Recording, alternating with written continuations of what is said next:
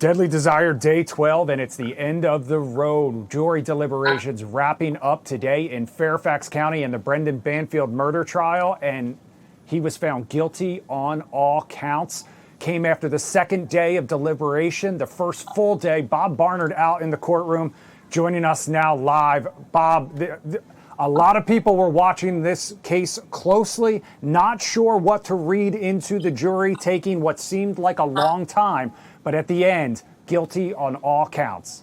That's right, including the murders of his wife, Christine, and the man who he, according to the jury, lured to his home to help cover up the crime of murder, Joseph Ryan. It took the jury about 9.5 hours over 2 days, with a weekend in between.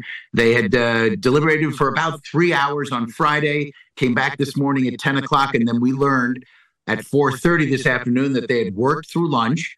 We knew they didn't have any questions for the judge, and at 4:30 it was announced that at 5 o'clock the verdict would be read in court, and it was. And the clerk of the court read it, and it was guilty on all charges. And Brendan Banfield, who had been animated during the course of the trial and assisting in his defense and testifying in his own defense, kind of just stood there and took it, showed no visible emotion hearing his fate.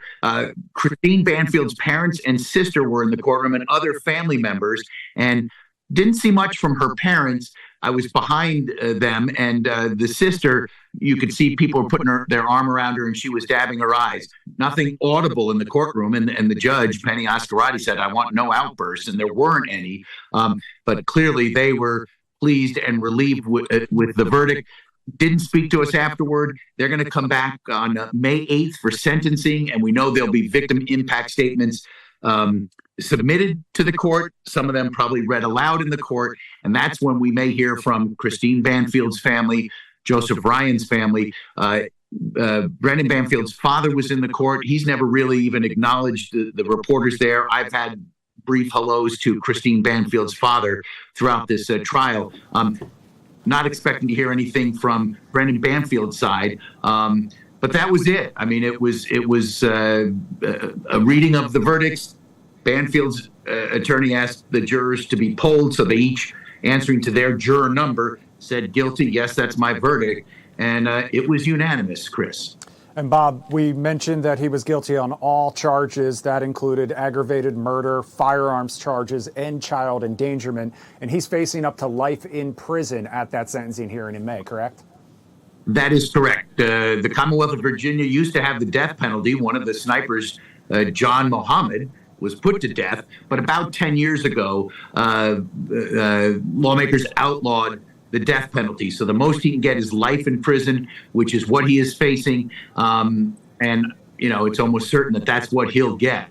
Although it took some time, as you mentioned, you know, going 9+ hours over the course of 2 days.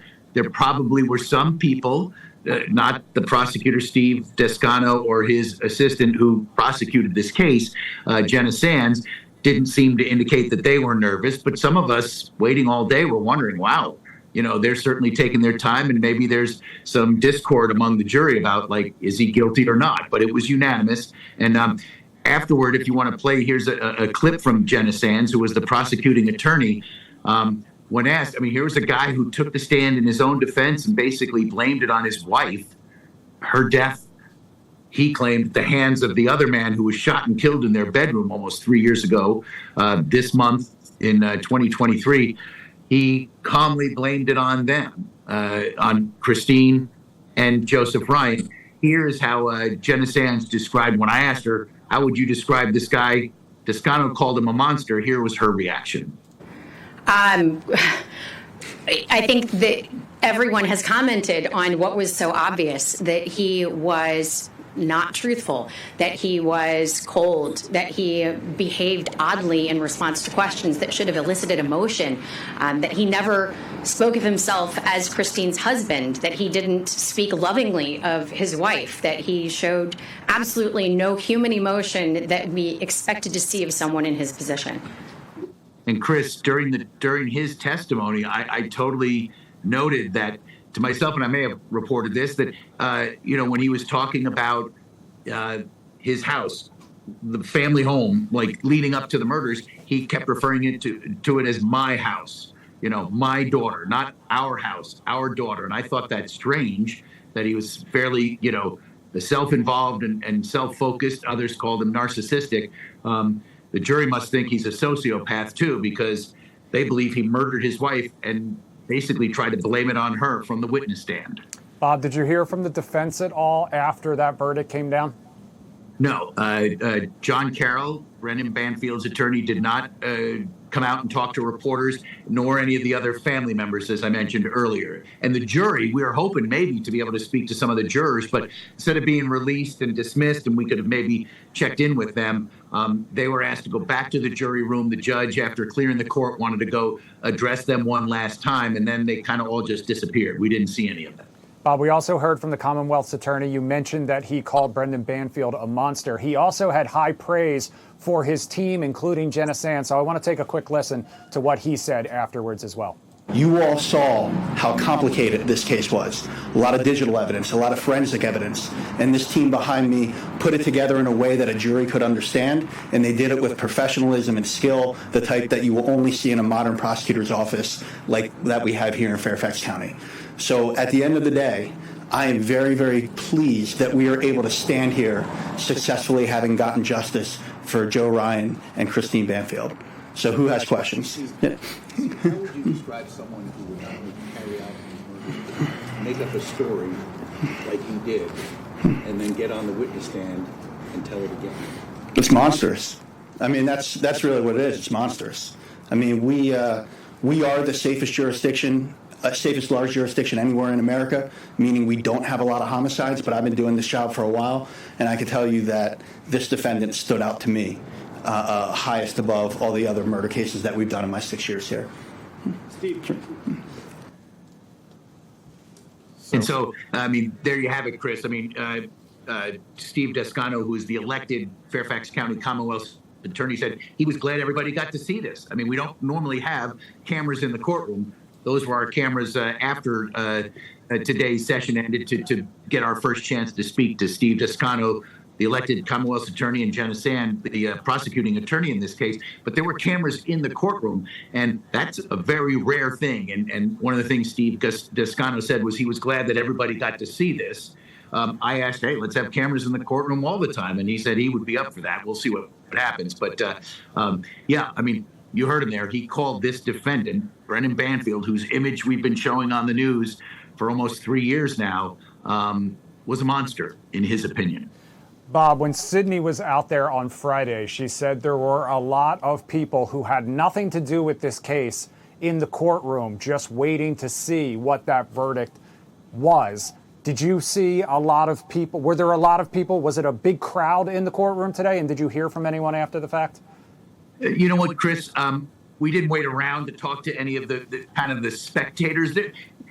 A lot, yeah. There were, probably more of them than people directly tied to this case. But I mean, I was out here on the morning show, standing outside the courthouse every morning during the Johnny Depp Amber Heard trial. There were hundreds of people here cramming into the courtroom, people being turned away. That was not the case in this trial. And we didn't know. Starting off the trial, we thought there's a lot of interest. It's going to be televised. It could be tough getting a seat, being the media. Like, we better get in there real quick and get a seat. That was not the case throughout the trial. And today, I mean, there was plenty of room. There were a lot of people in there. My sense, some of them were just people from the community who just wanted to kind of be there and hear this verdict. Others who had kind of ties to the court system here, who, maybe the day had wrapped up, the verdict was read at 5 o'clock and just kind of wandered down and wanted to, be a part of it. When Juliana testified on day 2 or 3 of the trial a few weeks ago, we thought, oh my goodness, it's going to be standing room only. And the same thing then. There were outside people who had no direct ties to the case, who wanted to be there and sit down and hear this, as there was today. But it was a number of people. I wouldn't say it was a lot, and nothing compared to, what we saw a few years ago with the Johnny Depp trial. All right, Bob Barnard, thank you so much for all of your coverage from the courtroom. We know there has been a huge interest in this case, maybe not necessarily in person, but a lot of people following along online. So thank you for your continued coverage.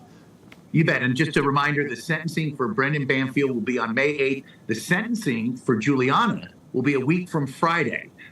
Friday, February 13th, Juliana, and if you were listening to the after verdict news conference, she faces 10 years for accepting the plea deal from a drop down from second-degree murder to manslaughter, but likely she'll get time served and be sent back to Brazil. But she was a big player in this for the prosecution. Her sentencing is a week from Friday. Yeah, and we heard them take issue with the characterization of her deal being a sweetheart deal. Bob Barnard, live outside the courtroom. Thank you for your ongoing efforts. Thank you to everyone who has joined us here on Fox Local and Fox 5 DC's YouTube page, streaming on Fox 5's TikTok account as well. You can find complete coverage there over the course of this trial. We'll also have updates tonight right here on Fox 5, 10, 11, and beyond.